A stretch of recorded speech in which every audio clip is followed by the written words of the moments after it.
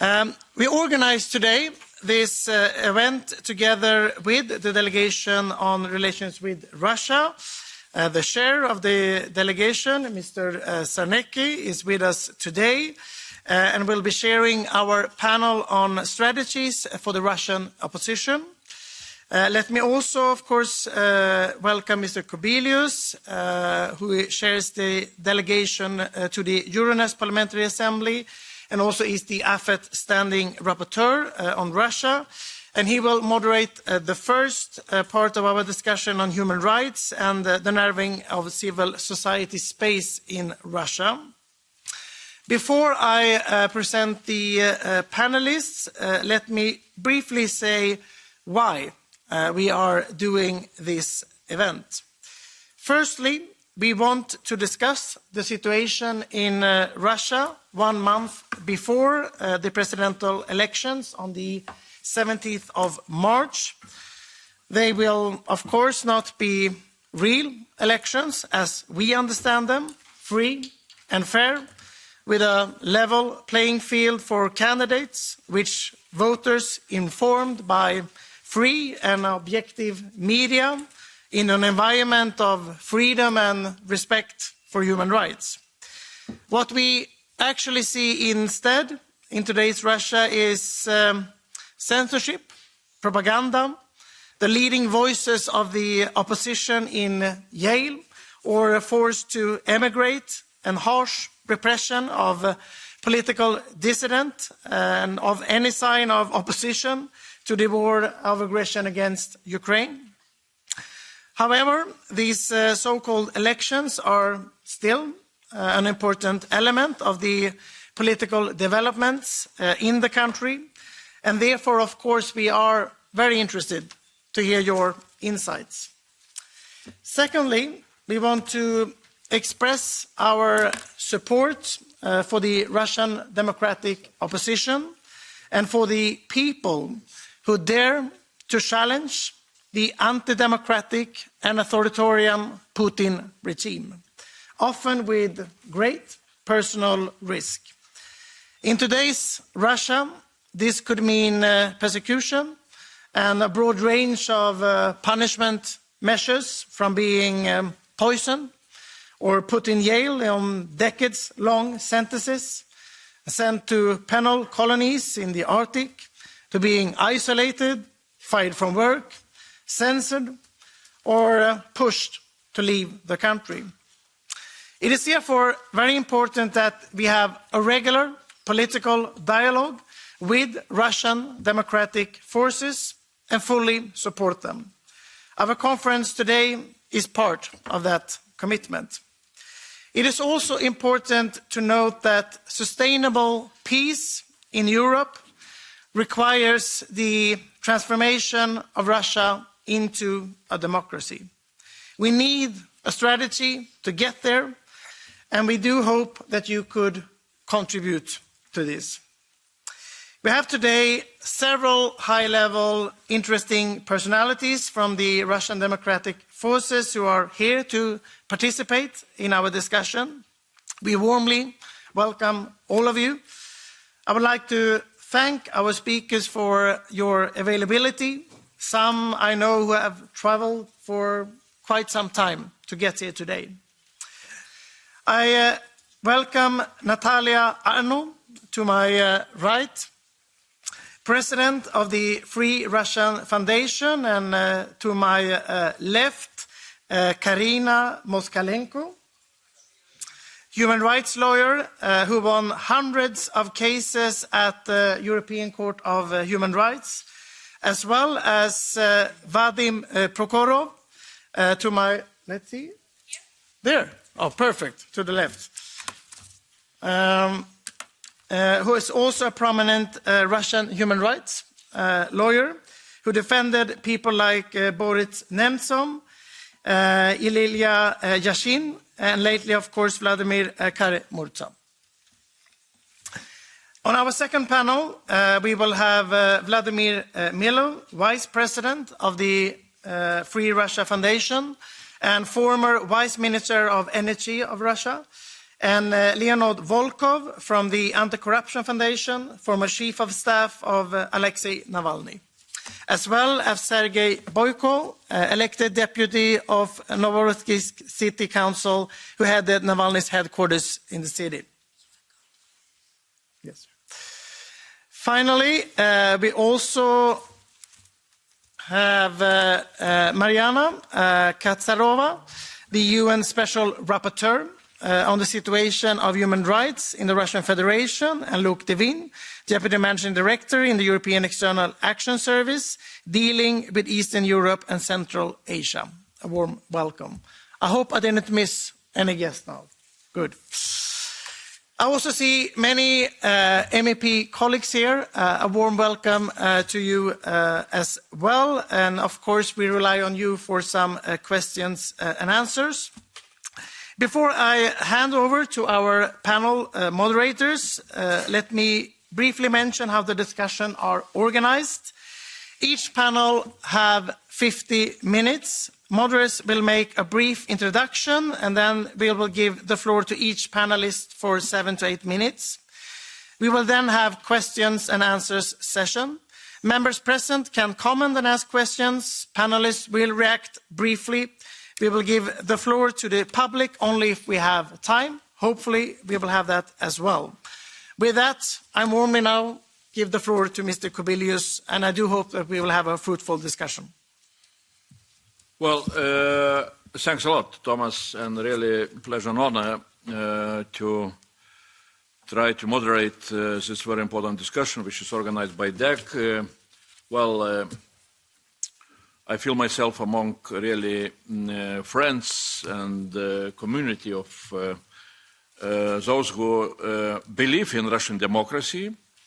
Perhaps we are not still majority in Europe. I don't know how about European Parliament, but nevertheless, you know, that's, those are really the people with whom we are working exactly such a dream to become a reality. Because that is what Thomas have said, really, from my point of view, it's a basis for sustainable peace on the European continent. Without transformation of Russia, we shall not have that. Now the question is, how much such kind of transformation can be influenced with those, forthcoming elections. I don't know. It's always a question how to name that procedure. It's good that you are using, those brackets or whatever. And I'm always remembering a very good description by Timothy Snyder in one of his recent books about the famous Russian, I would call famous philosopher Ivan Ilyin, who now is very much liked by Putin and Kremlin guys, who was writing his books back in 1930s, 1940s, when he was kicked out from Bolshevik Russia. But he was quite close to Nazi regime, and he was explaining how Russia, after will be liberated from communist regime, how it should be run. And as I know, Kremlin really now is reading his books and learning a lot. So I'm quoting from my memory Timothy Snyder, who is explaining what Ilyin was proposing. So Ilyin was saying that, well, elections in Russia are not needed, and here should not be elections. But each 4 years, there should be a procedure where people would come and show their loyalty to the grand leader. So this is how this procedure is organized in Russia. It's not elections. It's a procedure where even artificially they are trying, Kremlin artificially trying to show how people are loyal still to this regime. That is what I see as a basis of this exercise. Now the question is really what kind of added value, if I can call so, for transformation we can get from this procedure, which, definitely from legal point of view, we know very well, Constitutional amendments were recognized, which constitutional so-called amendments which allowing Putin to stay in power for, I don't know, forever, new and new mandates. Those constitutional amendments, both by Council of Europe and by European Parliament, were recognized as illegal. So whatever will come, our opinion is very clear. Environment for elections is not, how to say, is not present. Elections, real elections. We have no media freedom, we have no opposition, opposition is in prison and so on. And then, of course, the voting day, with Russia, Kremlin, Russia trying to become the most modern country, using all the votes will be electronical, as we understand, so nobody will control. And control will be only in Kremlin, That is what we shall see. So the question is really, what is the benefit? What we can know, why those so-called elections still matter? And really, we have seen some recent developments. Nadezhdin was bringing Nadezhda, who knows Russian language understands what I am saying, but that hope was, as we understand, also destroyed. So what we saw, some similarities with 2020 elections in Belarus, now are gone. So I will turn here immediately to my panel of speakers. Natalia, please tell us, what is the benefit of that exercise for transformation of, for the future transformation of Russia? 7 or 8 minutes. Sure. Thank you so much. Thank you, everybody. Thank you to Deg and Mr. Toby for organizing today's event, and special thanks to Vanessa Kovas for all the details of this event. Thank you to Mr. Kubilius for moderating our panel and for your staunch support of us pro-democracy Russians. Well, we all agree that turnover of power is a good thing, but Vladimir Putin has been in power for a quarter of a century. He came to power by bombing apartment buildings in Russia and unleashing a vicious war in Chechnya. And 25 years later, he is still ruling Russia while bombing a sovereign country of Ukraine and unleashing the biggest war in Europe since the World War II.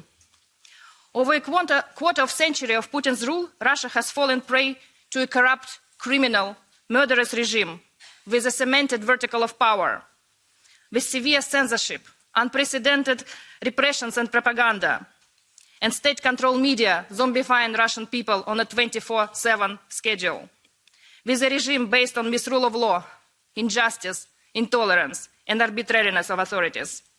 Not a single election in Russia since 2000 has been assessed by international monitors as free and fair.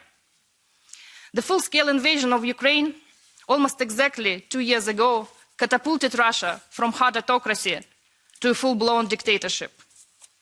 Russian authorities continue to expand and hasten already extensive and repressive legislation. This includes laws on foreign agents, war censorship, and other measures to outlaw, silence, and imprison people who publicly oppose the current Russian regime. This especially targets political opposition, civil society activists, independent journalists, human rights defenders, recently lawyers. Some international organizations continue to be banned through the undesirable legislation. My Free Russia Foundation was among the first organizations to be placed on this soon-to-be 200 undesirables list, and we are among 2 other organizations who filed a complaint against the Russian Federation at the European Court on Human Rights. I had to flee Russia in December of 2012. Those were vegetarian times before annexation of Crimea, assassination of Boris Nemtsov, and all these subsequent horrible events. So my last in-country voting was in March of 2012. Back then, my principles and my values didn't allow me to vote for anybody on that list, so I just spoiled the ballot by writing over, Putin is a dictator, Russia will be free. Well, 12 years later, Putin is still a dictator, and with increased terms and eliminated term limits, he's aiming to keep ruling Russia until 2036. Right after the constitutional coup of 2020, Vice President of Free Russia Foundation and now a political prisoner, Vladimir Kara-Murza, started his campaign for international non-recognition of any attempt by Putin to overstate his term in 2024, because that referendum was a sham. European Parliament's resolution of September 17, 2020 on the political situation in Russia and poisoning of Alexei Navalny drew the inevitable conclusions that the constitutional amendments in Russia were enacted illegally. Later, that conclusion was reinforced by Europe's top constitutional law body, the Venice Commission. In 2021, Mr. Kubilius and other rapporteurs drafted the first Russia report, where also all this illegitimacy was enumerated and outlined. After the full-scale invasion, we remember that the European Parliament and many national governments recognized Russia as a state sponsor of terrorism. Last October, the Parliamentary Assembly of Council of Europe adopted its resolution number 2519, where the key reasons why the current president of Russia, Vladimir Putin, shouldn't be recognized as legitimate after the re-election in 2024 were outlined there. The same conclusions were made in the report by Peter Omczyk earlier that year. But despite all those reports and resolutions, here we are in 2024, February 14, 2024, with an indicted criminal by the International Criminal Court for war crimes in Ukraine, running again for presidency in Russia. The most fraudulent elections yet will be in a month, but we don't need a crystal ball to predict the outcome. Vladimir Putin will win with a landslide, cement his stranglehold on the country, and portray his predetermined re-election as an endorsement of the war in Ukraine. Legitimacy is a cornerstone of international relations. Besides permanently unfree and unfair elections, unconstitutional amendments, usurpation of power, elimination of opponents, very often physically, absence of media freedom, repressions, on top of all that, there is an ongoing war in Ukraine, violence, brutality, war crimes, and conducting elections in the temporarily occupied territories of independent Ukraine, including with forced passportization of Ukrainian citizens. For all of that, Putin shouldn't be given what he wants the most, legitimacy. Instead, the more appropriate place to discuss him would be The Hague. Change, unfortunately, won't come to Russia quickly, but change can start going up its way when good people stand up to the evil and declare that what is going to happen in March is not acceptable and not legitimate. The sadistic system built by Putin, robbing its own people of dignity and hope and threatening humanity with its nuclear saber rattling, has been erected and strengthened for 25 long years. The system grew stronger with the growth of energy prices, with Russian exports to Europe, with the invasion of Georgia in 2008 and Ukraine in 2014, with every vote stolen, with every activist imprisoned or killed, with every policy reset or compromise. With its senseless, brutal attack on Ukraine, with its all-out repression against Russian society, Putin's regime is still vulnerable and very fragile.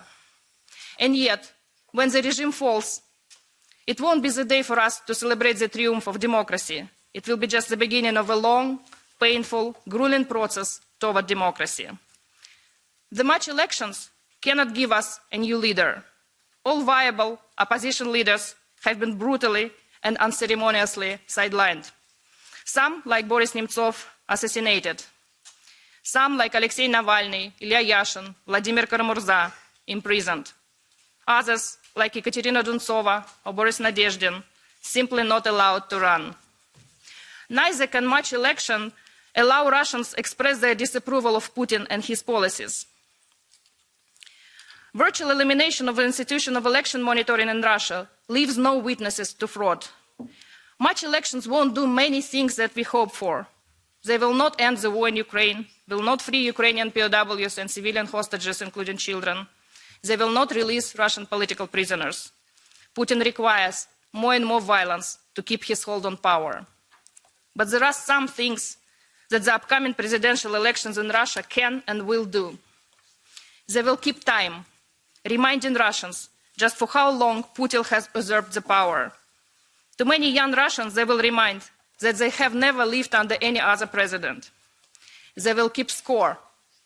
reminding Russians of all the election promises that Putin has broken, starting, of course, with the promise of peace, stability, and prosperity. They will put the spotlight on Putin himself. His campaigning, rehearsed and staged, highlights his disconnect from reality, his complete failure to respond to demands of Russian people, and his failure to offer a positive vision. That's why, if we want a better Russia, we must keep time just opposing the political and economic progress achieved through change of leadership in many, many countries all across the globe over these long 25 years. We must keep score, explaining the cost of Putin's crimes to every Russian in lives and prosperity. And we must promote our vision of a normal Russia of the future. Putin is the war. We must challenge Putin's false claim to legitimacy. The first purpose of the European Union is peace. It's only logical if Europe doesn't tolerate the warmongering dictator, acts accordingly, and doesn't recognize his legitimacy. Please show us that the only acceptable alternative for you is a free and democratic Russia, represented by political prisoners, by people who bravely resist inside Russia, and by exiled pro-democracy anti-war Russians. An old Chinese proverb says, the best time to plant a tree was 20 years ago. The second best time is now. The best time for Europeans to support Russian democracy was 20 years ago. The second best time is now. Thank you.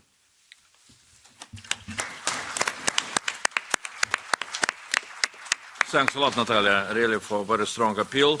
Now I am turning immediately to Karina Moskalenko, a human rights lawyer. 7 or 8 minutes. I will try to control. Yeah. Okay. Dear ladies and gentlemen, dear colleagues, dear friends.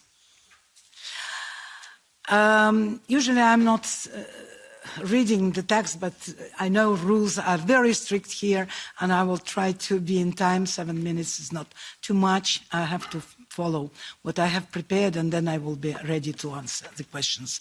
So usually all issues of elections are examined regarding the situation of democracy in the country and political regime. It's a very political subject. At the same time, the situation of the election process in the country has very strong legal aspects. The fairness of the election, the regularities, equal access to the elections, and if these standards have not been respected by the state authorities, free and easy access to the judiciary, and finally, recourse. As a human rights lawyer still practicing in Russia, I will today address only the purely legal issues. The legislative framework governing elections in Russia was largely created up to 2002. The electoral system at the time was fair and quite balanced, with only one critical point regarding access to the mass media, which was the subject matter of our first complaint on the election matter to the European Court in 2005 concerning the elections of 2003. Unfortunately, at that time, the European Court concluded that insofar the media in Russia were independent, ostensibly, and self-controlled, ostensibly. Therefore, the unequal access to mass media did not engage the responsibility of the state. It's a very unfortunate decision. But several years later, we successfully brought to the European Court the other case, Davidov and others, many others, versus Russia, concerning the elections of 2011. The European Court recognized mass infringement of legislation, mass falsifications made in favor of the one party, ruling party, so-called United Russia, as well as lack of due process in respect of the complainants against these falsifications and even the persecution of the protesters. Specifically, the court found the following violations. First of all, shift in votes in favor of the ruling party. Discrepancies between the initial real ballots counts and official results of the election. Lack of transparency, inadequate reasons for recount and procedural irregularities which compromise the legitimacy of the election results. Exclusion of opposition parties from the recount process. Ineffective review mechanism, and so the domestic authorities failed to provide the effective mechanism to examine the alleged discrepancies at the national level. In sum, the recount and casting process doubt on the impartiality of the electoral administration. To conclude, the European Court identified this typical, systematic and systemic violations highlight critical weakness of the electoral process that represented breach of the fundamental principles of democratic elections. This is an illness of the electoral system diagnosed by the European Court. So it was a very important judgment. But unfortunately, the European Court passed this judgment only in 2017. Sometimes this court is very slow, after the next elections had already taken place. Notwithstanding, this judgment remains important. Why? The European Court examined the mechanisms and patterns of the mass falsification of the election results. And what is equally important, brought to light the inability of domestic mechanisms to identify, to recognize, and finally to solve these problems at the national level. And finally, Russian authorities have never implemented this judgment. What does it mean? It means that the illness, sickness of this system remain in place. The execution of this judgment, if ever, would address not only the specific incidents of this case, but also lay the groundwork for the more robust and transparent electoral system in the future. Implementing the recommendations of the Committee of Ministers, who is responsible for all the executions of the European Court judgments, requires some efforts by the governmental bodies, electoral authorities, political parties, and civil society, generally the international community, to ensure that future elections truly reflect the will of the people, free of the irregularities and bias. But it is only about uncertain time in future. But what can be done now? How can we count on the civil society, human rights activists and lawyers who still remain in the country? If the civil society would be inactive, we would never achieve the result which we have received with the Davidov and others versus Russia. But now it is a fact of the judicial findings. It's a very important tool to be used. So if this judgment has never been implemented, this means that the system is under big, great question. Thus, when we are talking today about the conclusion of the Parliamentary Assembly, you remember, on the illegitimacy of the presidential elections in Russia, these judicial findings are of utmost importance, and as they provide both proofs of the infringements as systemic and systematic problems, and legal definitions of the illegitimacy based on the judgments of the European Court. This is a tool which the civil society in Russia today and the international community may and must use in order to prove the systematic flaws and systemic problems of the system. It undermines all the results of the elections. And the civil society, I'm sure, has to be a real force to do that, to fix all the violations and to continue the line of the violations and in the findings of the European Court in order to prove that we already have some violations before the elections started as an event. Refusal of the registration of some candidates and other violations. Again, the access to the media and other violations which are going to happen and inevitably will happen during the very day of the votings. And we're very much counting on the activeness of the civil society in Russia and lawyers who are going to assist people to fix and register these violations. And I'm ready to answer the questions, if any.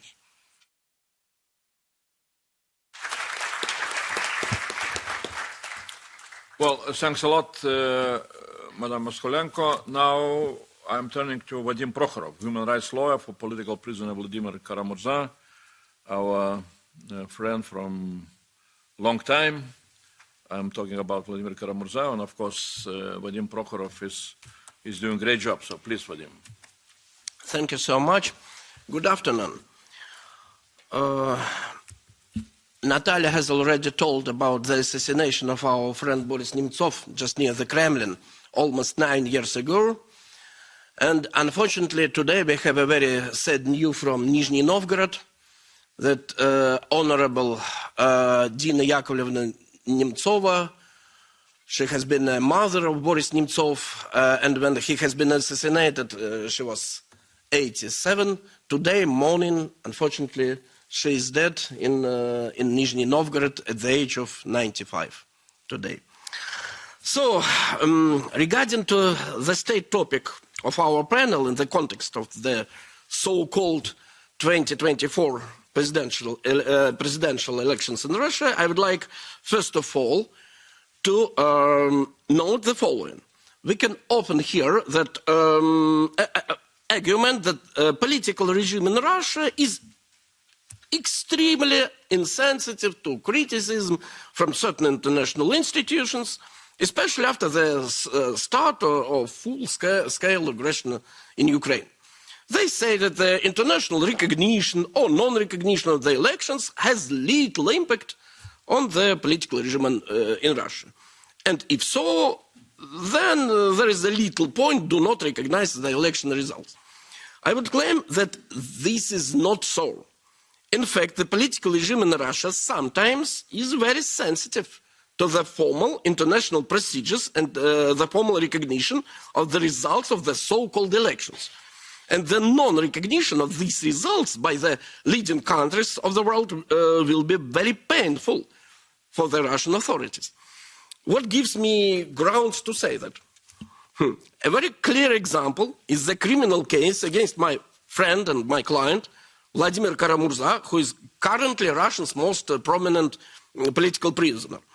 And in April of the last year, of 23, he has been sentenced by the Moscow City Court of the absolutely terrible 25-year imprisonment in a strict regime colony. And just now he's located in Western Siberia in Omsk strict regime colony.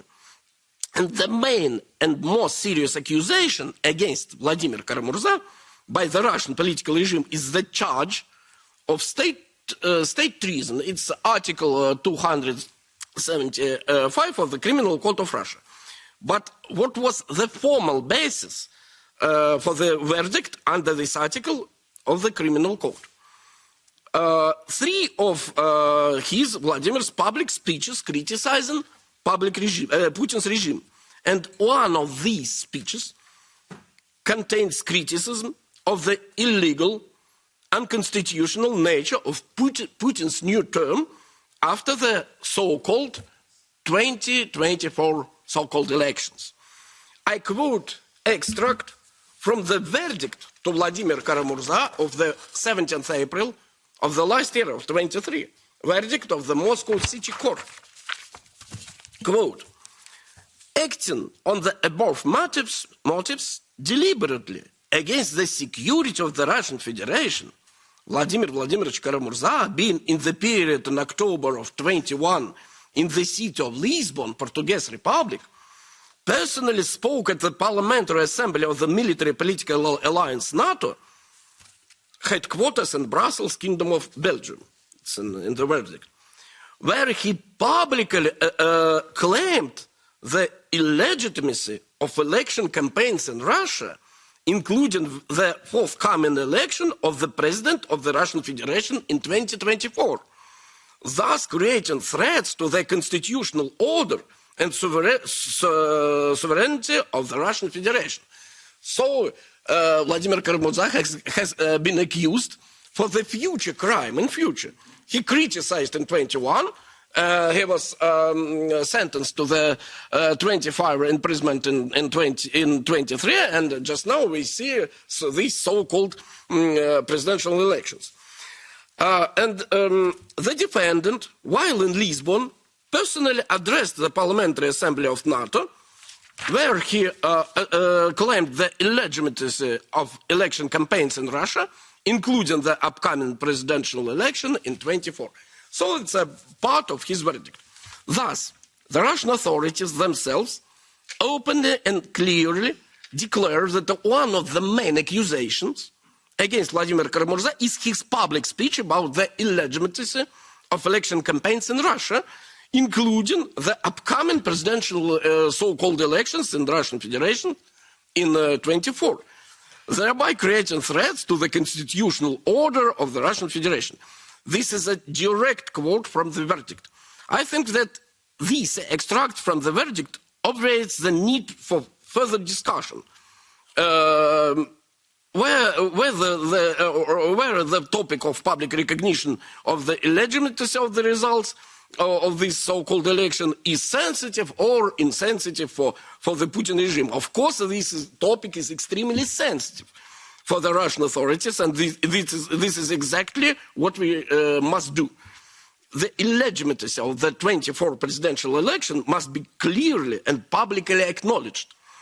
I myself have been a member of Russian Central Election Commission for many years, as well as a lawyer in electoral cases, and I can say that the process of the obvious degradation of the Russian electoral system began a long time ago, in the beginning of the 2000s.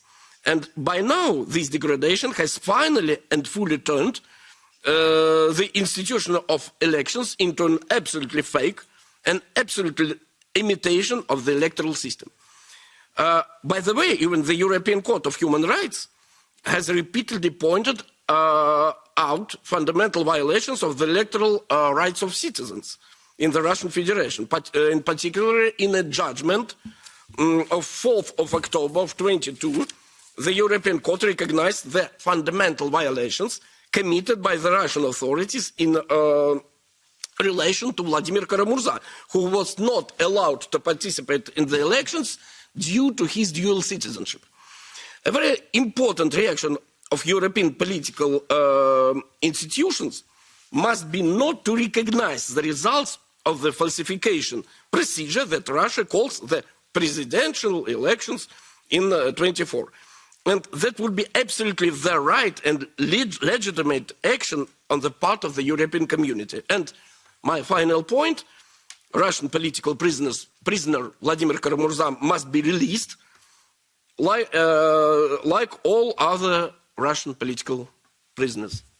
Thank you. Thanks a lot. Thanks a lot. And now I'm turning to Mariana Kadzarova, United Nations Special Rapporteur on the situation of human rights in the Russian Federation. really doing a great job since last year, May, perhaps, with very strong report from September, if I am correct. So, Mariana, please, floor is yours. Thank you, Mr. Kubilius, rapporteur to rapporteur. Thank you very much for having me here from the United Nations system. In preparation of meeting you all, I was thinking, last week was in Estonia, and I was speaking there at a conference called Democracy or Autocracy. And Dmitry Muratov was speaking at this conference, a Nobel Prize winner, editor-in-chief of Novaya Gazeta. And one of the things he said was Novaya Gazeta did some study of Russia to begin with, but also of other countries around the world with autocratic dictatorship governments, and they discovered some trend. And the trend is that usually in trying to stay in power, these autocratic leaders, all of them first silenced what they considered their competition, which is the free press, the free media, changing it to propaganda. Then they, of course, silenced the civil society, and many of them attacked the neighbor. They went militarily to attack their neighbors. So at the same time, I was thinking along the lines, a very interesting book came up, written by Mr. Guriev, Sergei Guriev, and American political scientist Daniel Treisman. It's called Spin Dictators, The Changing Face of Tyranny in the 21st Century. And I recommend this book. It's very interesting observations, how now the autocratic leaders and their governments and dictators around the world are actually changing methods. They're becoming much more sophisticated, first trying to spin the reality, to introduce their propaganda. And I remember times when Mr. Putin was actually playing and singing on the piano and playing in front of foreign dignitaries songs, Beatles songs in English. And this was in the first part of his reign. And as Mr. Guriev and Treisman observed, many of these spin dictators later turned into dictators ruling by fear. Something changes and they become really reminiscent of their good guiding colleagues like Mr. Stalin or Mr. Hitler, and you name it. The good old-fashioned dictators of the 20th century. So this place at the moment where we are facing the new elections in Russia is a place where the Russian government and the Russian autocracy is now ruling by fear.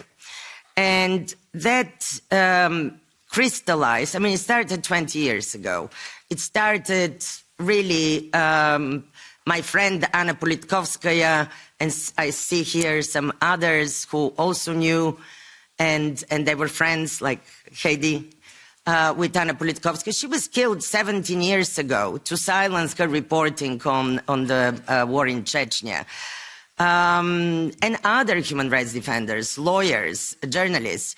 It started then, but it was, it really crystallized in a pure repression since 2 years ago, since the invasion of Russia, invasion by Russia of Ukraine, a unilateral act of aggression that has devastated the lives of millions of people in Ukraine, and also unleashed total repression of civil and political rights within Russia.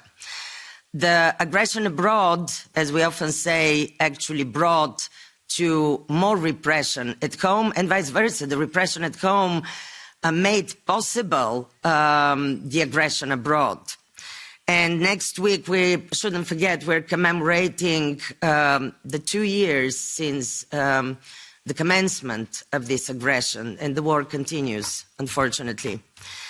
My mandate has documented in the past 2 years, in which I started on 1st of May last year, but I have obviously documented in my first report the trend in the past 20 years of growing repression, and particularly what happened in the past 2 years since the invasion of Ukraine.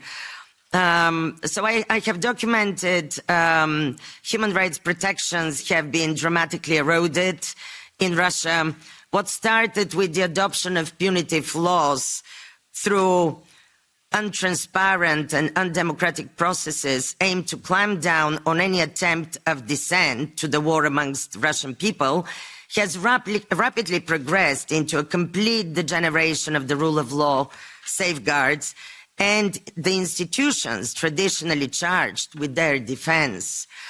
The infamous package of the prohibition of so-called fake news about the war and discreditation of the army, adopted 1 week into Russia's full-scale invasion of Ukraine, led to the initiation of close to 9,000 administrative and 1,500 criminal cases, and the arbitrary detention of close to over, I would say, 20,000 persons for dissent to Russia's war on Ukraine.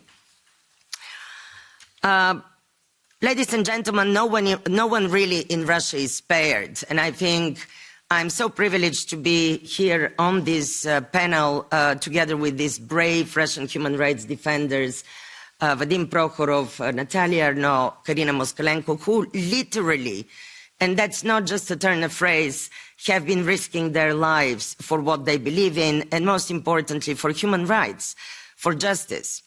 So the list of, and they spoke a bit about it, of the people in the Russian society that have been targeted is really long.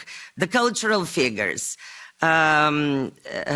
poets like the young poet who dared, 2 young poets dared write poems against the war in Ukraine and recited them. One of them was brutally raped by 3 police officers to punish him for writing a poem. 10 days ago, a young woman in Nizhny Novgorod was sitting in a cafe and somebody saw her having earrings with the rainbow flag. And yes, the rainbow flag signifies the LGBT movement, but before it did signify the LGBT movement, it was the symbol of the peace movement around the world. And it's not by chance that this person in the cafe called the police, called the procuracy, and this young woman was detained for promoting the symbol of an extremist organization.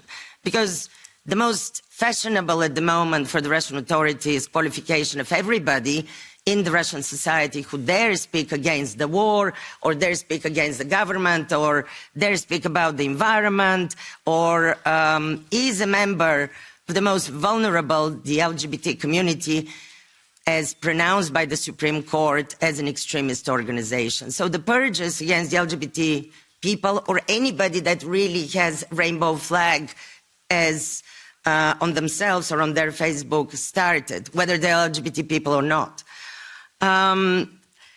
Dissidents, human rights defenders, Oleg Orlov, one of the Nobel Prize winning memorial leaders, is now facing new additional charge for extremism.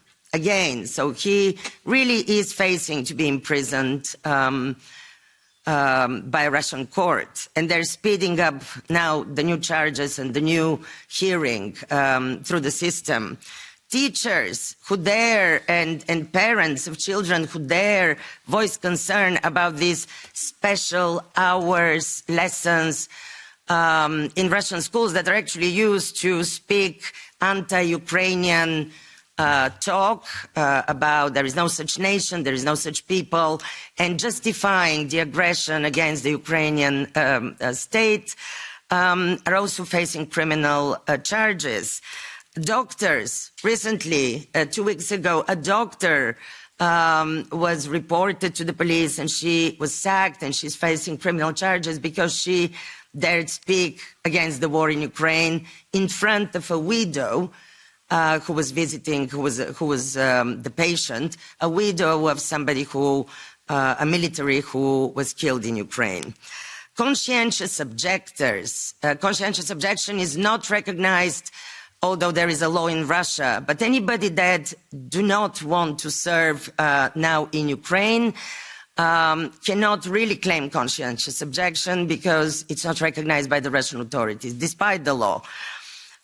Lawyers have been extremely targeted. You know, the 3 lawyers of Mr. Navalny are also charged with extremism. Actually, the 4 lawyers. One of them is safely outside the country. 3 are in detention. So they're charged with extremism as well for representing unpopular clients. Others had to leave the country for representing torture victims and torture victims who were activists, like the case of Mr. Berezikov and his lawyer. Please remind me the name, Olga? No, Irina Gak. Irina Gak, who had to leave the country because she was exposing the torture of an activist who, the next time he visited him in prison, she photographed all the torture signs on his body. The next time she visited, the authorities said, oh, sorry, he committed suicide in the meantime. And of course, he didn't. And of course, she tried to file a complaint against his torture, but then they came for her to her house to actually confiscate the evidence of the torture against the activist, Mr. Berezikov. A pure chance that Mr. Prigozhin and his armed men from his militia formation, Wagner, was staging their coup d'etat, whatever it was, on the same day, helped her. She took her family, her children and her husband and drove the opposite direction of the tanks of Mr. Prigozhin, and this saved her, so she's outside the country. Let's not forget the Ukrainian civilians. We don't know how many they are, in the thousands by some estimates, that are languishing in Russian prisons after being kidnapped from the occupied territories of Ukraine under, some teachers, some local authorities among them, being suspected, being kidnapped, and their families do not know where they are. They're in prison in Russia. And the children, the deported children, again, not clear where they are and what is their plight. Some have been returned, and we hear of horrific stories. Today, Mr. Putin signed a new law, which is to confiscate the properties and the money and the belongings of all people that have been criminally charged with, under this package of legislation, spreading fake news about the army or discrediting the name of the army. Also the deserters. These are, mainly conscientious objectors, but also people that ran through the border. More than 1 million men from Russia ran through the border not to participate in the war in Ukraine. So all of them, this huge group of people and the future victims of these laws, will be subjected to their apartments, their money being taken away. Doesn't matter where they are, whether in Russia or outside Russia. Because I'm East European, I'm Bulgarian, and I know how difficult for us has been to actually, for all our life, to buy one apartment or to buy, in our case in Bulgaria, one house or one apartment. So for any person from Russia, this is where it hurts a lot, their homes being confiscated, taken away from them. So I was thinking, coming to the Parliament today, ladies and gentlemen, we have to start thinking out of the box. The time that we live in is a very crucial time, not just vis-à-vis Russia, vis-à-vis our countries, vis-à-vis the world. It's a very special time, and it's a difficult time. It's also a time where we need to decide on new ways of leading our people and our countries. And I think we now recognize that democratic tools like elections do not work in dictatorships. They cannot work. By definition, it's a catch-22. So I think we need very elaborate new strategies. But also, strategies for the future that are defending, protecting, and nurturing the Russian and the Belarusian human rights defenders, the dissidents, the democratic opposition. Ladies and gentlemen, in many of our countries, if you're a Russian citizen, you cannot open a bank account. You cannot establish your organization because you're a Russian citizen. It's very difficult. The conscientious objectors, the people that run away not to participate in the war, also have to be protected. Never forget that there was 11,000 conscientious objectors who refused to participate in Hitler's army. They were all shot. They took the risk. And there is a small monument, I think in Austria, not even in Germany, in their memory. But there is a very important point that we defend the people that don't want to kill and don't want to be killed. Because the most human feeling is to be afraid of death, but also don't want to kill others. So I think it's very important that we have elaborate strategies. There is not a week in my special rapporteur capacity, I turned a little bit like an ambulance for the Russian human rights defenders, journalists, dissidents, that I receive a phone call. Could you please confidentially raise it with the authorities? Shall I be finished? Yes, 1 minute. Raise with the authorities because a memorial leader was stuck at the border of a European country, or another human rights activist couldn't enter because they're Russian citizens. We need a united, and you're the parliamentarians. You have left it to the prerogatives of each government to decide how to deal with this. It's time not to leave it to each government to decide how to deal with it. You're the European Parliament, and I think I would say the same to the United Nations. We need strategies united beyond the governments, and it's not left for, plebiscite, whether or not. It isn't. It's not about popular opinions. It's not about politicians trying to win the popular vote in their countries. One government told me, sorry, we didn't allow these Russian human rights people because we were facing elections and our people don't like Russians. So, ladies and gentlemen, tomorrow is today. And it's 20 years ago. And thank you, Natalia, for mentioning the Chinese proverb. We had to plant this tree 20 years ago when Anna Politkovskaya and others were killed. But today is not too late. We need to protect these people, not just have them at our wonderful panels, protect them actively for the future, because the only way and the only strategy I see for the future is protection of human rights for everybody, not just our friends could do human rights violations, but it's okay because they're our friends. And our enemies, we have to talk about them. Accountability for the war crimes in Ukraine. There cannot be peace without every war criminal pays through justice, and every victim of these crimes.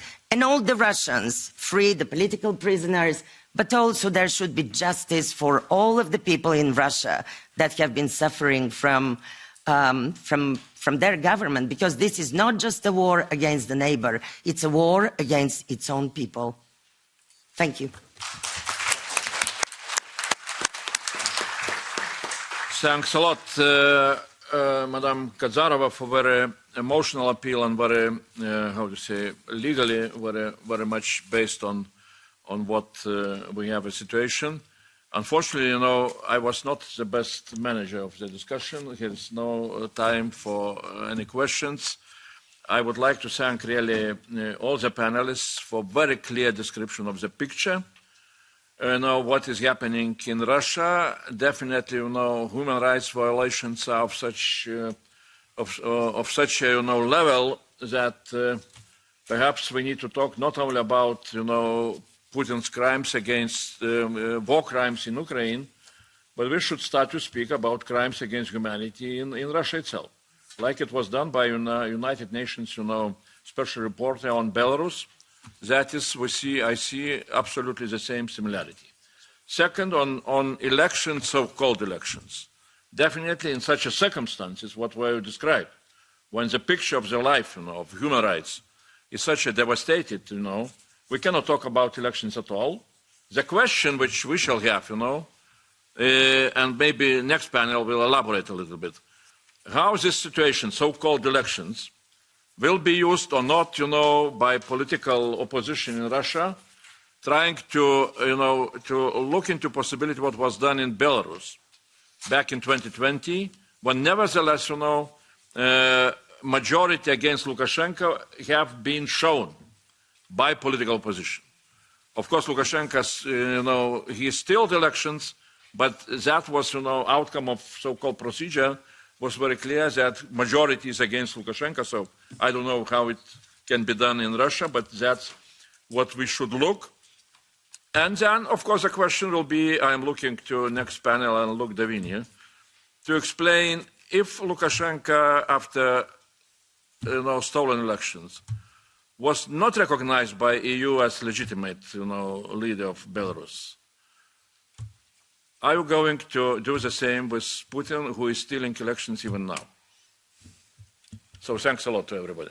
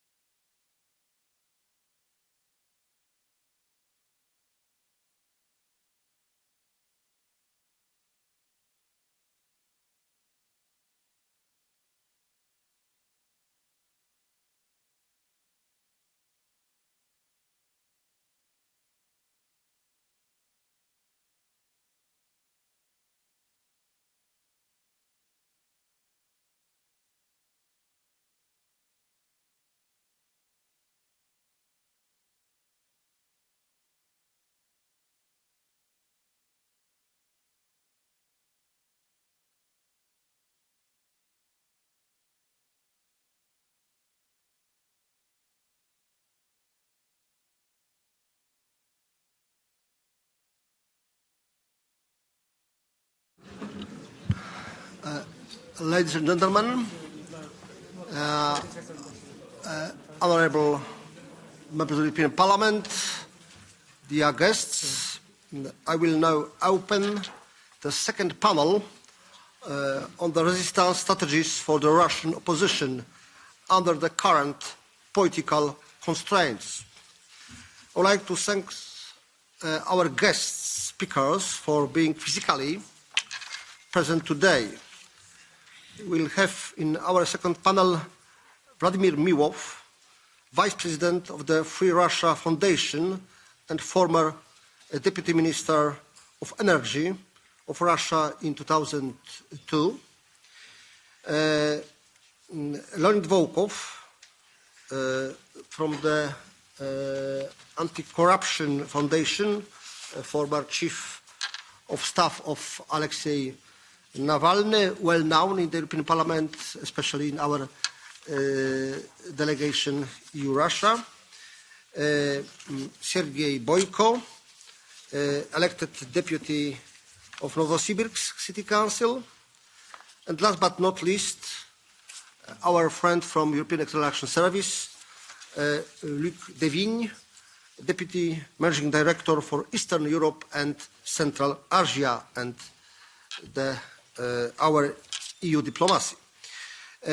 In today's repressive Russia, everyone knows this election will not be fair nor free. They will be determined by the authorities. Putin, who has been in power since 2000, is expected to be re-elected at a large majority. At the end of this 6 years presidential term, he would have led the Russian Federation for 30 years. This will be longer than Stalin and longer than any Russian or Soviet leader since Tsar Peter the Great 300 years ago. As we know, independent election observation is no longer a possibility in Russia. Opposition activities have been criminalized, thereby preventing any serious challenger to Putin. Many leading voices of the opposition have been imprisoned and isolated in the attempt to silence any political position. Alexei Navalny, Vladimir Kara-Murza, Oleg Orlov, to name a few. Anti-war candidates have been barred from running, such as Boris Nadezhdin and Yekaterina Dunstova. Furthermore, as for the 2023 regional elections, the presidential election will also be organized by the Russian authorities in the illegally occupied Ukrainian regions. I need not remind you that the European Union will also consider the results in these regions illegal and illegitimate and will not acknowledge their results. The state of play is set. In this context, what are now the opportunities for the Russian opposition to have their voice heard? Can the play on the anti-war sentiment, the impact of inflation and other war-related effects of Russians' everyday life? We look forward to the discussion with our high-level panelists. I will now give the floor to Mr. Vladimir Milov, Vice President of the Free Russia Foundation and former, I can repeat, Deputy Minister of Energy in Russia more than 20 years ago. Mr. Milov, we look forward to your speech. You have the floor, please. Thank you very much, Mr. Chairman, and thanks for having this important and timely discussion, and thanks for the speakers of the previous panel, which have given us a pretty grim outlook, but a very realistic outlook, what is exactly happening in Russia, what I'm really afraid of. in connection with these elections. Not afraid of Putin. I was just recently sentenced to 8 years in prison in Russia for speaking the truth about Putin's unprovoked aggression against Ukraine. But what I'm really afraid of is the coming flurry of Western headlines in the New York Times, Politico, whatever, which will tell you Putin won 80% of the vote. Russians have elected Putin for a new term again. I mean, we should just discard it from the very beginning. There is no vote. Putin will not win anything. And I keep talking to a lot of Western colleagues, and they visibly do not realize that since the last major federal election of the State Duma in September 2021, Russia has adopted sweeping changes to legislation effectively abolishing voting and election as such. First, they have destroyed the Institute of Independent Observers at the polling stations. You probably remember Andrius compared the Russian situation to the elections of Belarus in 2020. You probably remember that images when people watched the vote count from outside the building through windows with binoculars. Why they did so? Because in Belarus, the independent observers were not allowed to actually monitor the voting process and participating in controlling the vote count. This is the system that was exactly introduced now. So they can basically draw any results.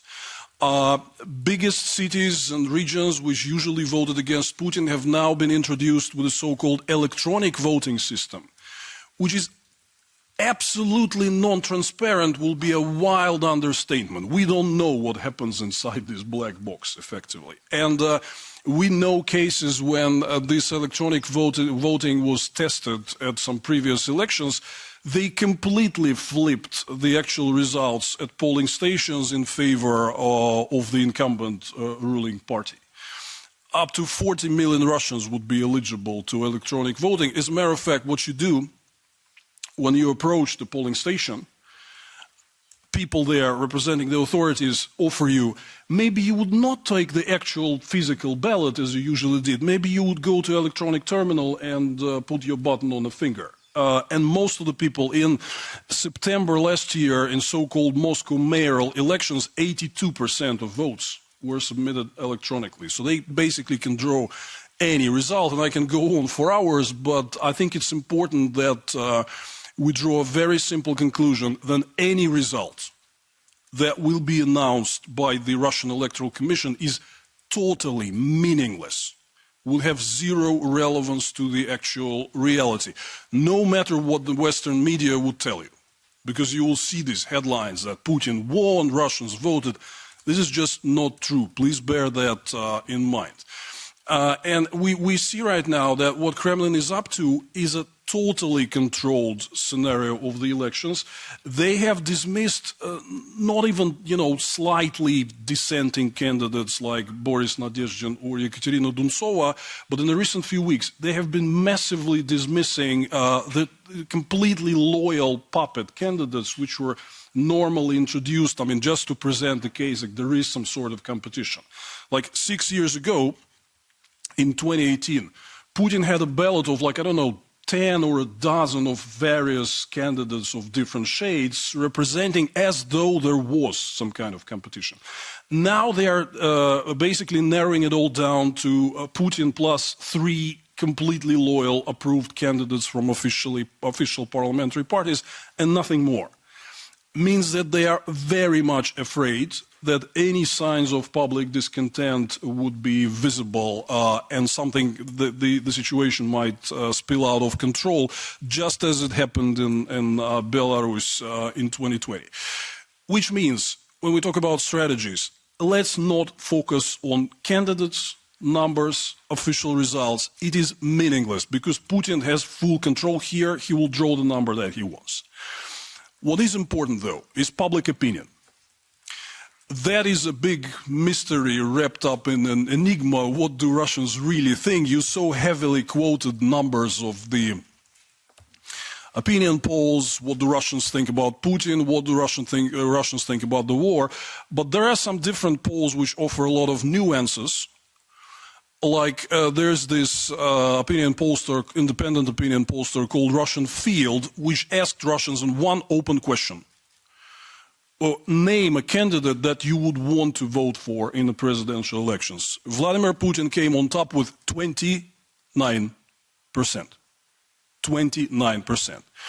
If people were, when they were asked the question, if there will be a decent candidate who would represent your views and for whom you would ideally want to vote for, votes were split in half. This candidate was matching Putin, and in some of the polls actually outplaying him. So, public opinion is important. And as we remember from the experience of 1980s, I was 12, 13 years old when we had a totally controlled elections in the Soviet Union in 1984-85 under Secretary General Konstantin Chernenko. It was all total calm, 99.95% for the ruling party. But then a couple of years down the road, the situation exploded. We in the Russian opposition see that trends. They might be also visible to the outside world now. When Putin was giving his press conference in December, he was asked a lot of unpleasant questions. When will the war end? Because people want it to end. As one of the Kremlin hosts said, we received a flurry of questions with the main question was when the war will end. Second, a flurry of unpleasant questions about inflation, growing prices, and so on. They even heavily censor Putin's communication with people during his campaign visits to the regions because they are very afraid that on camera people will ask unpleasant stuff. At the same time, the only visible event of the campaign so far has been lines in support of Boris Nadezhdin, the only candidate who was promoting the idea of ending the war.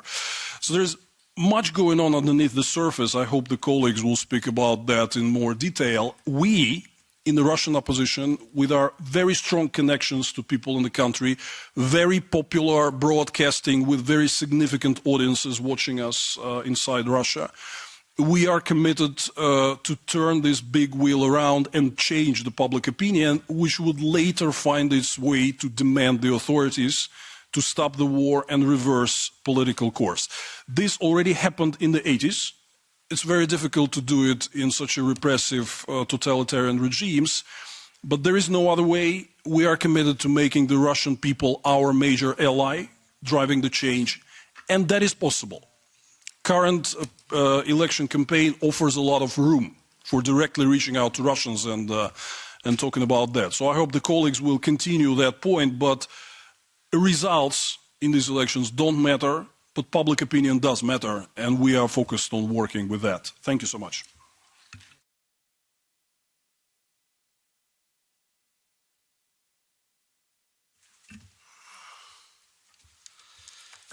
Thank you very much indeed, Mr. Miłow, for your very comprehensive and clear overview.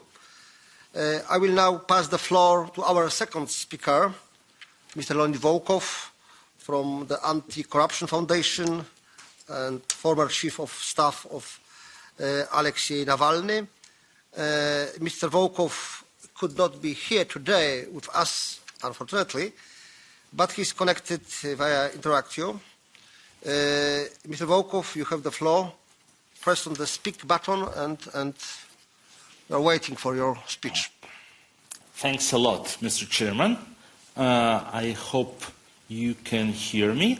And I'm very sorry for not being able to be present in person. I had to cancel my flight to Brussels this morning just because both of my children got very sick and we had to rush to hospital instead of to the airport. But I'm still very happy that we have at least this opportunity to talk on this important matter.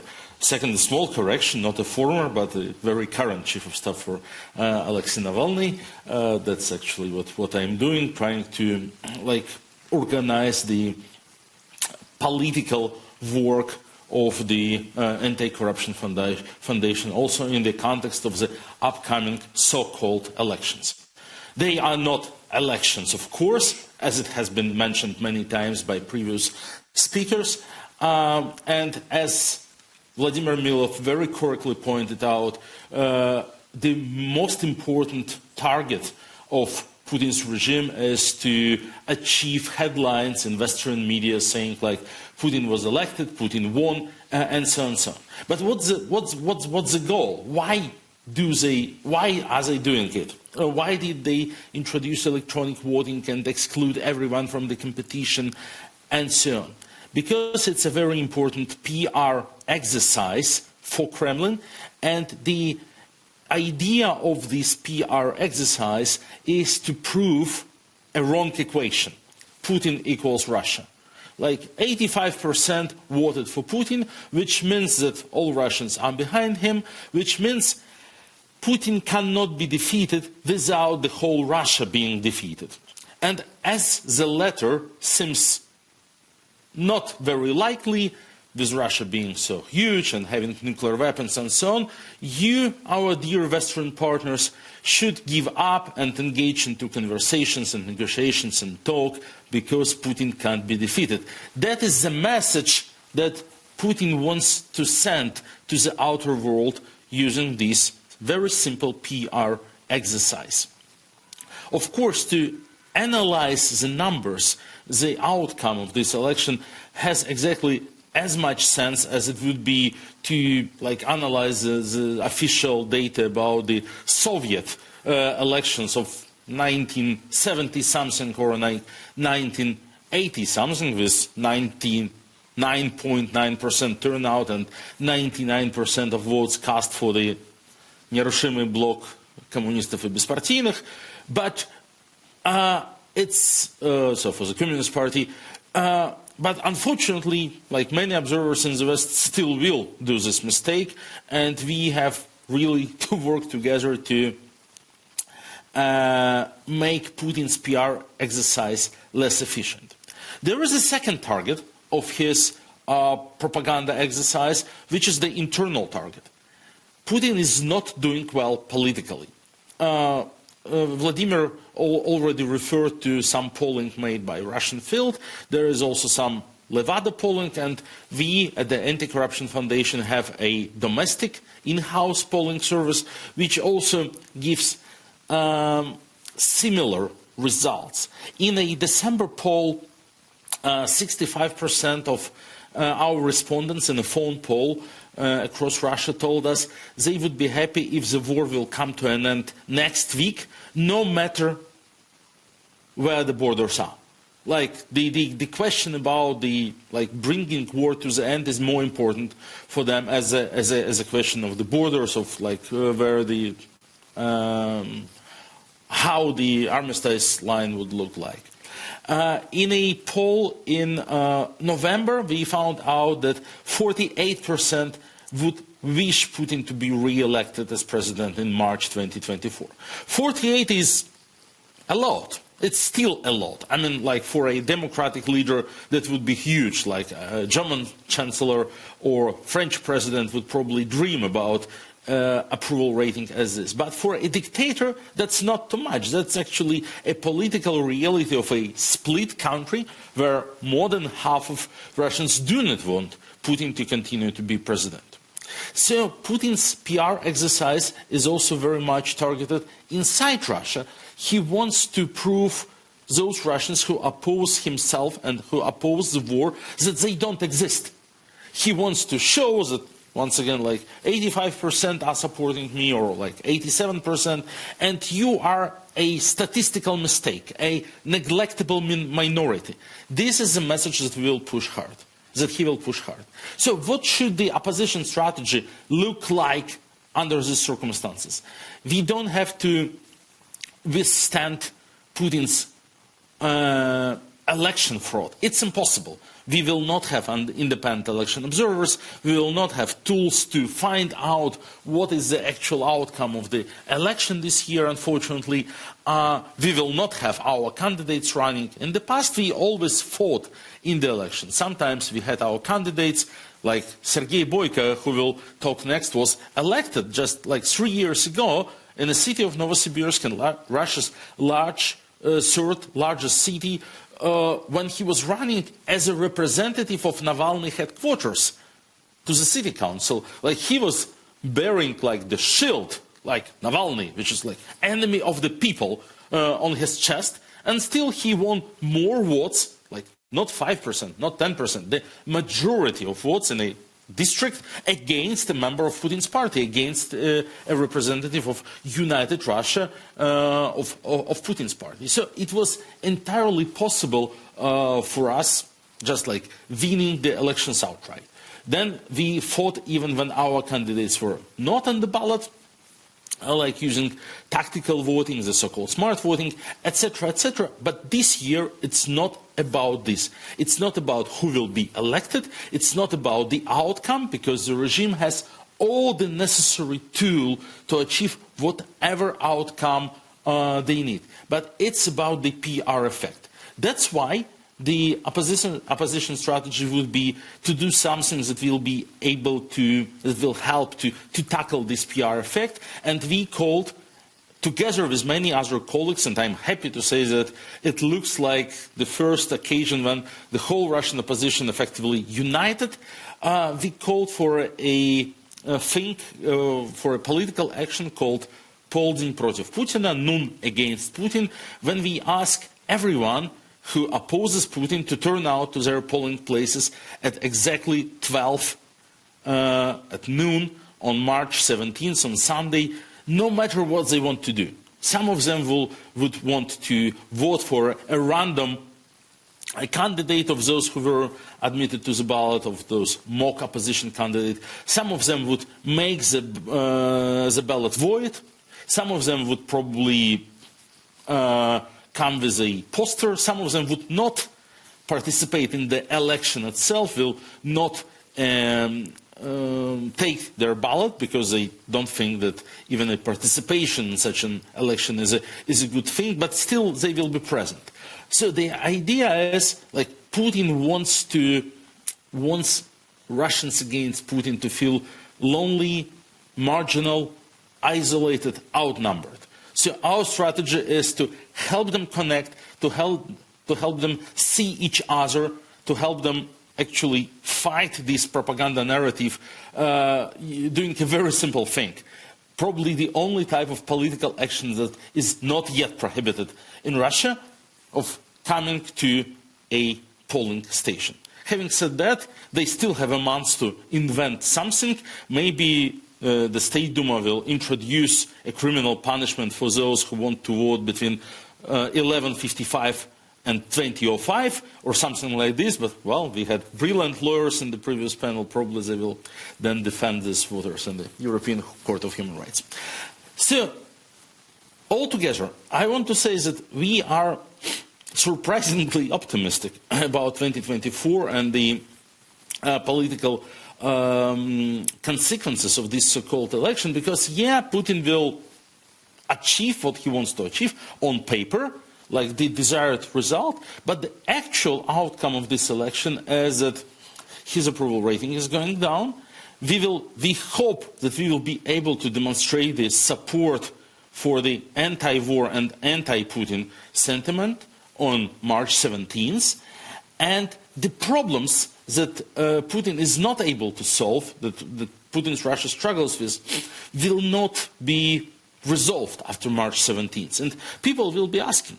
People know that everyone knows in the society that the main demand of the society is to stop the war, to do something with the economy, to increase salaries and pensions. Putin is not addressing these issues in his electoral campaign. He's talking about the Nazification of Ukraine, about LGBT and abortion, which is not what Putin wanted to, which is not what people want to talk about. And the question, like this gap between agenda that Putin is promoting and what's actually important for everyday lives of people, will only grow. And this election will make this gap, and our work, hopefully, will make this gap even more visible. That's our plan, that's our strategy. At the end, I was asked by the organizers for some logistical reasons to say a few words in Russian for the interpreters. I don't know why, but with all due respect to the organizers who asked me, еще раз большое спасибо за возможность выступить сегодня. Я очень извиняюсь, что не получилось доехать. Был бы ужасно рад всех видеть и лично приветствовать, и господина Чернецкого. Very sorry I couldn't come. I would like to welcome Mr. Kubilius and Mr. Chernetsky. It's very important for us to know that we have lots and lots of real friends in the European Parliament. Thank you. Spasiba, Leonid. Thank you very much indeed, Mr. Volkov, for your extremely interesting contribution to our debate. Our next panelist is my neighbor, Sergei Boyko, elected deputy to Novosibirsk City Council, who headed Navalny's headquarters in that city, and is one of the highest elected official among Russian opposition. Mr. Boyko, take the floor, please. Thank you, Mr. Chairman. Good day, dear colleagues. I'm going to start the Leonid end. The target for the Kremlin is a common belief that Russians with anti-war views are too few and unsure, and those unable to influence the situation. In reality, the key issue is that most available form of protest associated with significant personal risk for the participants. Large-scale persecution of Russians with anti-war views has become a common and wide-used practice. Still, we've recently been able to observe a huge demand for anti-war activity, for anti-war protests in Russian society. Millions of Russians are ready to openly express the anti-war stance. There are only three obstacles to this, however. First, there is a mistaken but well-established belief that peaceful public action do not affect state policy in Russia. The positive social consequences of public anti-war statements seem insignificant, while the negative personal ones are likely and severe. Second, there is a lack of stable horizontal connections in Russian society. The authorities have put considerable effort into this, and effective coordination today implies the presence of protest leaders. And the third factor is the rising distrust toward the leaders and speakers of the Russian opposition. Above all, the significant efforts of propaganda to demonize the opposition do bear fruit. Also, many anti-war Russians are clearly frustrated by the inability of any opposition leaders, opposition politicians to stop the war immediately, or at least propose a plan to stop it in 2 or 3 weeks. There is no one to listen to, no one to believe in, no options for effective and visible actions. In a situation like this, hardly anyone would want to go to jail. So we stay silent and we stay at home. Fortunately, the procedure for the election of the President of the Russian Federation still provides a window of opportunity to change the situation. Of course, this is not about influencing the final result of the elections. Here I absolutely agree with previous speakers, with Mr. Kubilius and Mr. Volkov also. The Russian authorities have made every effort to ensure that the formal result does not depend on public sentiment in any way. How many people come to the polls, how they cast their votes, and who they actually vote for has no bearing on the final result. Still, even in such circumstances, leading a large-scale campaign has a significant importance. First and foremost, it provides opportunities for legal and relatively safe anti-war statements. For example, we can see how the collection of signatures for the very conditionally anti-war presidential candidate Boris Nadezhdin caused a huge resonance among the opposition-minded Russians. The collection of signatures has effectively become an anti-war flash mob, involved 200,000 people. The positive effect of this action cannot be overstated. This includes making each participant realize that they are not alone, increasing the trust between them, forming new horizontal connections with like-minded people, and very importantly, demonstrating to adopting Russians that the anti-war position is not marginal, as the state-controlled media claims, but rather mainstream. The demonstration is all the more valuable because during the pre-election period, people are more receptive to different viewpoints and less afraid of change. To sum up, while it's impossible to significantly influence the official result of the election, ignoring it is still inexcusable. Any collective anti-war action within the scope of electoral legislation is good. Actions that do not carry significant repressive consequences for the participants, but increase their visibility and involvement are needed. Coming to the polling station at the same time and or in similar clothing or anything else that can help anti-war Russians notice each other and get to know each other and show us to the world will have a huge positive effect. Thank you.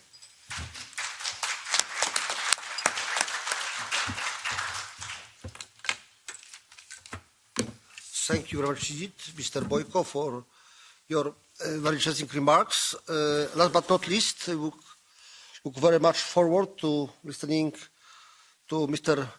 Luc Devigne, Deputy Managing Director for Eastern Europe and Central Asia in the European External Action Service.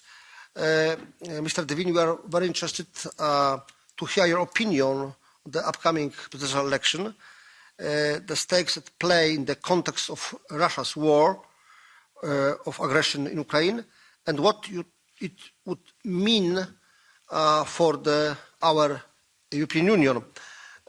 Monsieur Devigne, you have the floor. Thank you, Mr. Chairman, and good afternoon, honourable members of the European Parliament, ladies and gentlemen. First of all, let me thank you, Mr. Czarnecki, and your delegation to invite us to this important debate. The advantage, of course, of being last speaker is that you don't have to repeat what others have previously eloquently mentioned, and I would say certainly that I do not disagree with many things that have been said, if anything at all. But let me first also, if you allow me, pay a tribute to the bravery of the Russian opposition, of the Russian civil society, of all those who want to see a different Russia. Often, unfortunately, as was reminded by previous speakers, to the detriment of their life or their family life, or etc. And we are now in a situation, of course, in a very brutal repression that is unfortunately increasing, and therefore a shrinking space for civil society. And we see a clear link between the Russian external aggression and the war of aggression against Ukraine and the internal repression. Let me first also say that for the European Union, supporting the Russian civil society, its human rights defenders, its independent media inside or outside Russia, remains a key element of our approach to Russia, even if it is obviously difficult considering the shrinking space and the increasing repressive legislation. And therefore, you will also understand that I do not necessarily give all the details of what we do, but we will continue to stand by Russian civil society actors, continue to have programs, continue to publicly express our support, as High Representative Josep Borrell very regularly does at the occasion of, unfortunately, more and more repressive acts, and to also conduct trial monitoring in Russia with our member states, with other members of the diplomatic community of people at risk.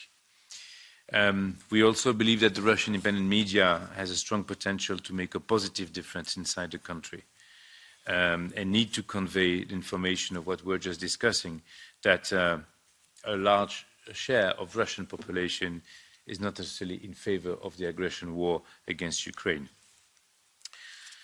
So, clearly, we support also the work of international institutions, the OSCE, but also UN Special Rapporteur on Human Rights, Mrs. Kazarova, who spoke before me. And just to say that, of course, as European Union, we, and a fervent supporter of multilateralism, we continue to support also her mandate and work. Now, coming to the election, which is the topic of today, I think Mrs. Arno was summarizing in the first intervention, saying that there's been no free and fair election since the year 2000. I need not repeat that the election campaign takes place in a highly restricted environment, also fueled by the Russian illegal war of aggression against Ukraine, even if we had seen such an environment before that, including during already the Chechnya wars and late Mrs. Politovskaya was mentioned in this regard. All this has been eloquently described. Clearly, The result is that the elections, of course, will not be free and fair, will not be transparent, will not be competitive. And this has also been amply explained. And this is probably why the Russian state has declined inviting, despite its commitments in the OSCE, to invite the OSCE as observer, which of course raises questions. Why do you refuse to have international observers according to international commitments if you want to appear as a law-abiding state, international law-abiding state, and if you have nothing to hide? Why? What is the problem?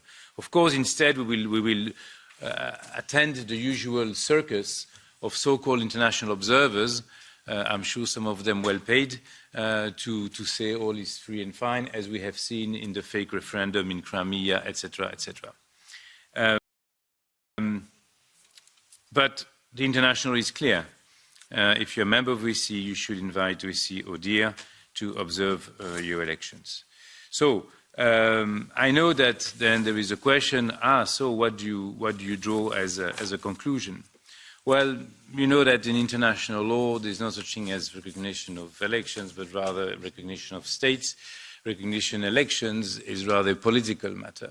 And I'm just repeated that since we support multilateralism, in this case OSCE, which is the body entrusted with monitoring of election, it is obvious that for us commitments by Russia are not respected. And since we also abide, or not abide, but usually follow the observations of OSCE, we will be in a difficult situation to say that these elections, to say the least, have been correct.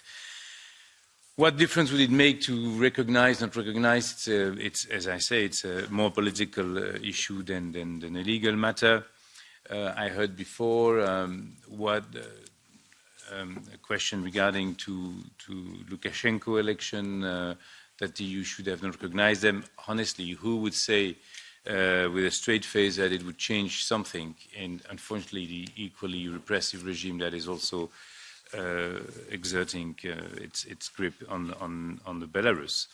I don't think it would make much. So I think it's not really the issue. I think the issue is to repeat that Russia needs to abide by international commitments, should have OSCE invited, and if not, it's simply not abiding its own commitments. Unfortunately, it's not the first time, it's probably not the last time, and we all know that one of the worst of the violation of international commitments is the aggression of war against Ukraine, which continues, and I know that there are often questions about sanctions, and I'm sure that sanctions will continue as long as that war continues. Thank you.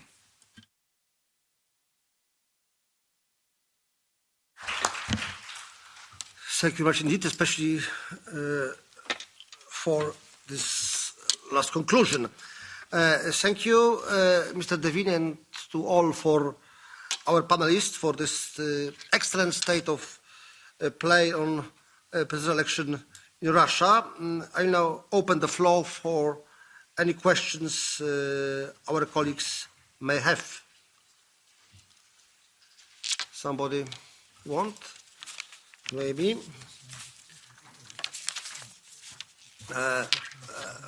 Eventually, I have one.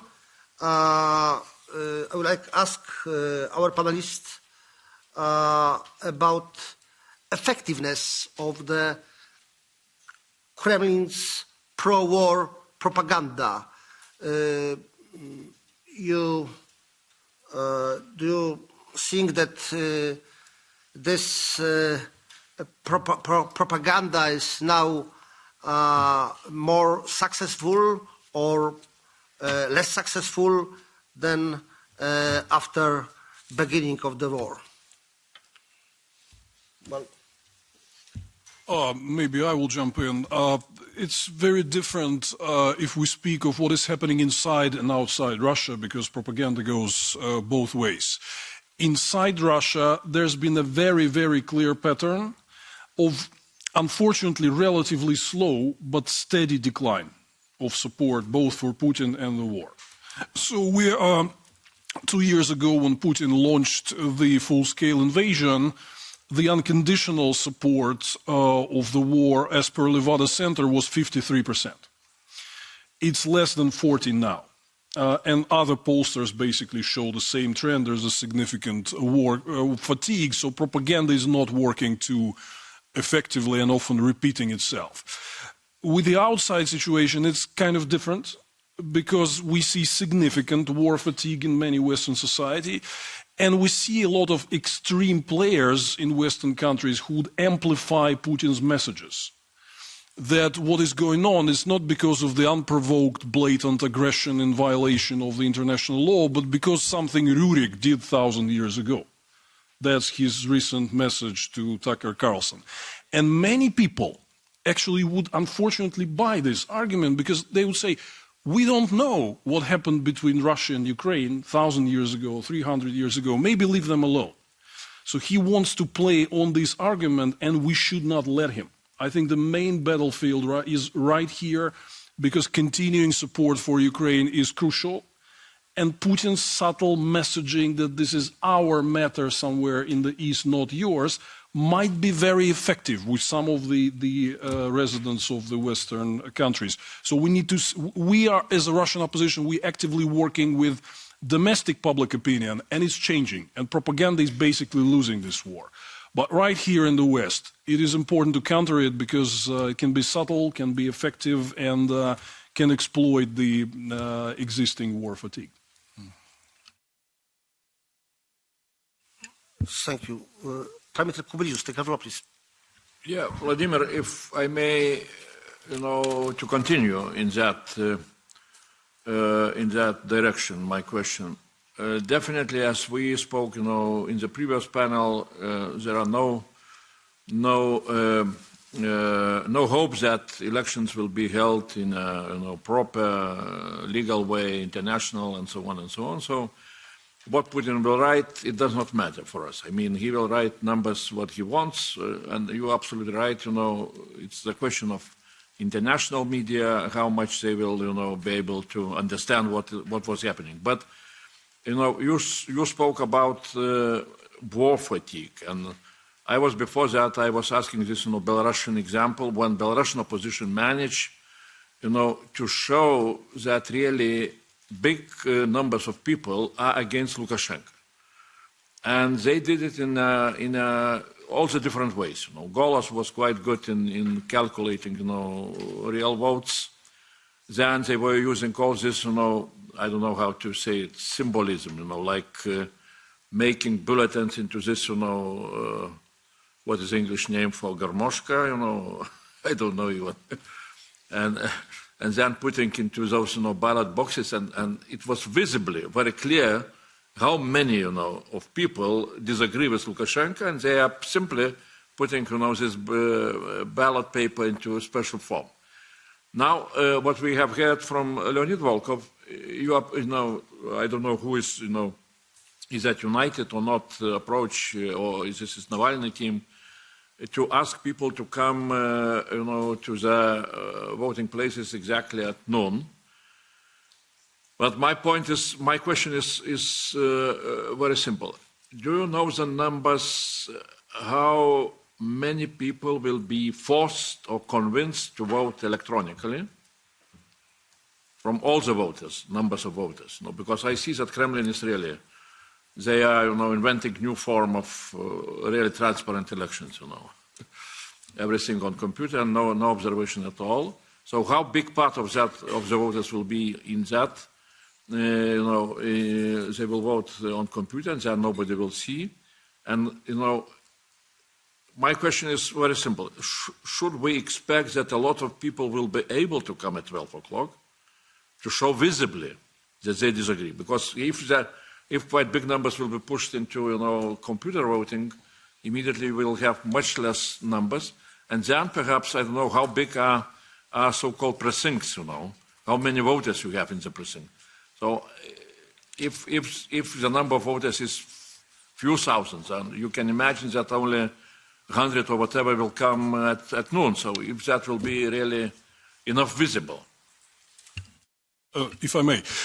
First, Andres, the number that was announced by Central Electoral Commission in terms of Russians eligible for voting electronically is 38 million people. However, they are very unevenly split, because electronic voting will mostly work in regions which traditionally vote against Putin, like Moscow, St. Petersburg, Novosibirsk, and the others. In the regions like Kemerovo, where it's like totally, or Chechnya, when it's 100% falsified, there's no need. There won't be. So that's a crucial 40 million massive of people where they would redraw the results.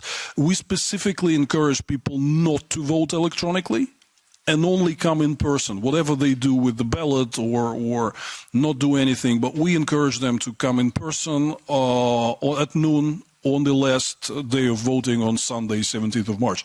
How successful this will be remains to be seen. However, what gives us optimism is that many of the Russian independent and civil society and the opposition forces have joined the call for people to attend, like very popular figures.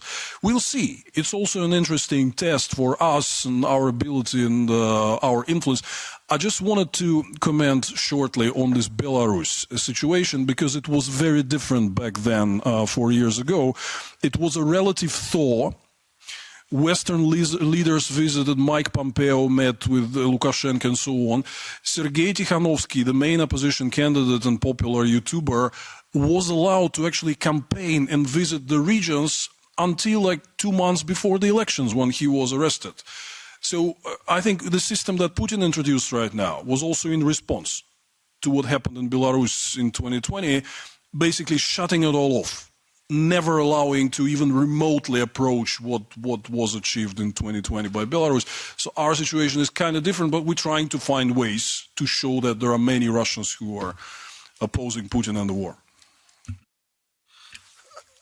Thank you. And now, Mr. Volkov, take a floor, please. And then last question. Thank you.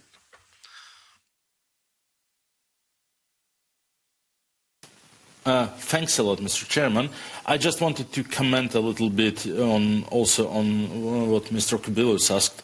Putin's regime, they are fast learners, of course, and they learned a lot from Lukashenko, so they don't want Tikhanovsky effect to happen. That's why even a very, very mild and not radical, etc., Boris Nadezhdin was never had chances to be on the ballot, because they wanted to avoid this effect, and suddenly people will see a hope in him. And also, as a registered candidate, he would have an opportunity to appoint independent election observers, and this had to be prevented. They also studied Belarus example with this Garmoshka ballots, because you can't really fold electronic ballot into a garmoshka. It's obviously not possible, and not only 38 million people will be serviced by electronic voting, but those who will show up to the polling stations will be kind of forced or very, very, very pushed towards voting on a machine rather than using the paper ballot. And in some, in the past election, fall 2023 in regional elections, when this technology was first used, there are recorded cases when someone was forced to write an explanation why they want to use paper ballot instead of the electronic ballot. So this will, of course, dramatically also influence the outcome. But this is part of our campaign, that even if you were forced to vote electronically by your boss, by your organization, on Friday, and they have 3-day voting now, Friday to Sunday, March 15th to 17th, which of course additionally contributes to the fraud options for them. But we tell them, even if you were forced to vote electronically like early in the morning on Friday, and when they force people to vote electronically as they normally do it, like early in the morning on Friday, just like to see how effective this was, how efficient this was, and like to go after those who didn't comply with this order, nothing could prevent you from showing up at your polling place, at your designated polling station on Sunday noon, just for instance, to be there, or to ask, oh, I forgot that I voted electronically. May I please have my ballot, my paper ballot? So, I mean, you will be refused. You can say, sorry, I forgot, but you still will be there. So it's also part of the campaign. In Moscow alone, there are 2,058... The conclusion, please. The last thing. So in Moscow alone, there are 2,058 precincts, and in the last large election in Moscow, about 700,000 voters used the recommendations of smart voting and voted according to these recommendations, which is an average of like 350 people per precinct, which is a sizable crowd. Like, and possibility to have like 2,000 huge legal gatherings of like-minded people of Moscow is a valuable possibility that we don't want to miss. Thank you. Deadline for our discussion was 2:30. Last two short questions, Madam Tom and you. Thank you very much. I'll try to be short, really. But yes, to be clear, I'm from Estonia, but I'm Russian, which makes things politically Russian, I mean, in Estonia. Here I'm Estonian. This is complicated, but okay. We have like 100,000 Russian citizens in Estonia. In Latvia, they also have, I don't know exact number, but I mean, many. And our Russian citizens and also Russian citizens in Latvia are taken by local governments, national governments as security risk. And here I refer to Mr. Milov, who said that no, Russians do not elect Putin. We have some statements which are not true, like in Estonia during previous elections, the rate of support of Mr. Putin was even higher than in Chechnya. It was like 94-something%. What they don't say that only 28% of Russian citizens went to vote. 72% of our Russians don't care who is Russian president. So my question is, why none of you, I mean all of you, did not raise the issue of sanctions, not economic sanctions? This is absolutely fine, I agree with this. I mean, only Maria Kasarova spoke about visa ban, about the thing that people who are trying to escape mobilization, okay, Germany is ready to take them all, but Baltics and Poland keeps the door closed. They just cannot enter European Union. I mean, what is your understanding? These kind of sanctions, how do they reflect inside Russia? Do they kind of help us to promote our, I don't know, our values, our understanding of things, or not? I'm not an expert, but I have relatives in Russia, I have sisters there, I have a lot of friends there. I have a feeling that the more we sanction, so to say, ordinary people, the worse it goes inside Russia. Maybe I'm not, maybe I'm wrong, I don't know that. But I would be very happy if any of you dare to speak out about that. For previous year, we had conference there, and Mr. Muratov was also there, and he said absolutely brilliant thing in my view. He said that nowadays people who are made from bones and skin cannot challenge the regime. It's just not doable. It was possible in the 19th century. Nowadays it's not possible anymore. So what is this real help which you see we can provide you from the European side, except resolutions? This is very, very good that we adopt these resolutions, but how to communicate Russian people in a way that we persuade them that Russia is on the wrong track? Thank you. And last question. Yes, thank you very much. First of all, I just wanna speak as the EU citizen, as the person who've been experienced working here in the European Parliament as well, with the head of Bulgarian delegation, Andrei Kovachev. And right now also I'm trying to consultate in different matters, Bulgarian MEPs on issues related to Russian topic. And the question is like very clear, dear speakers, to your mind, summarizing all of the points, why it's important, or like what the European Parliament should do in this matter in the framework of the so-called plebiscite elections, presidential elections in Russia, how EU Parliament should react to not recognize the elections, in which purpose, what should be the reason, and as well, me as the EU citizen, I'm just interested how it could be helpful for you if EU Parliament, at least, and of course, if generally the EU, will not recognize the presidential elections in March. Thank you. Time for short answers. Well, if I can respond to Madame Tom, yes, we do have an ability to reach out to Russian audiences and discuss important issues. Just my YouTube channel alone last year had almost 6 million unique viewers from Russia. So we have people here who have even bigger audiences. And yes, we do address the issue of sanctions. We explain to the Russian people, and they are intelligent enough so they are able to understand. We explain that Russia committed a blatant, brutal act of unprovoked aggression, which is the #1 crime in the international law as per United Nations Charter, and there is no justification to that whatsoever. And sanctions and all the negative consequences are the consequence of Russian aggression. And they should not be discussed as a primary cause of problems. No war, no sanctions. Very clear.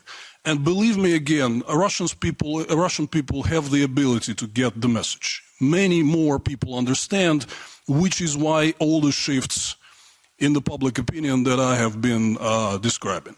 We should never forget the elephant in the room. All the negative feelings, negative consequences for the Russian people because of Russia's unprovoked aggression should be repeated any time. Unfortunately, I didn't hear that in your intervention. Maybe I missed something, but it should be repeated every time. All the problems and all the negative consequences because of Russian aggression. Again, repeat.